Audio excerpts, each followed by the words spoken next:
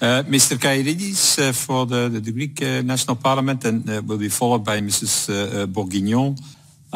Mr. Chairman, I wanted to speak to you about a great paradox that affects the role of the youth and how we do policies in favor of the youth. Our democracies are based on voters and voters' preferences. Now, the youth and our children have no votes. And so, as wise as the electorate is, it's often short-sighted. We see that paradox when it comes to long-term issues such as the environment and pollution. Older voters are not as concerned and sensitized as younger ones. We must bridge that paradox that leaves our youth outside the political decisions.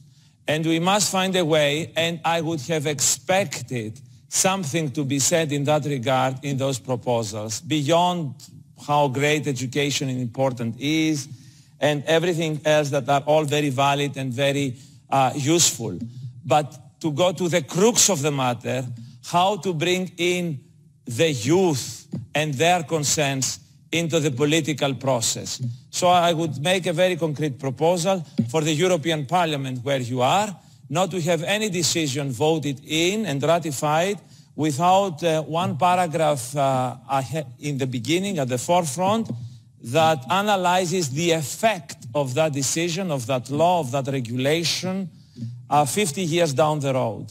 I think we must start thinking in ways to include the youth, the children, those who do not vote in our aging societies where most of the politics are focused around the interests of older people who are the majority of voters and who tend to have the electoral weight, and try to bring in the future into the discussion, a future that unfortunately does not vote but should be in our concern. That's my intervention.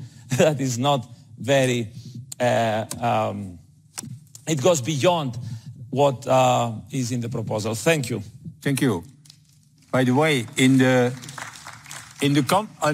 conference we have already applied more or less your principle, because there is an overrepresentation of the 60 to 25. Why? Because 1/3 of the population is young people, and it is difficult to have a baby taking the floor here. So therefore, we give an overrepresentation to 60 and 25. So that's also a way to do it.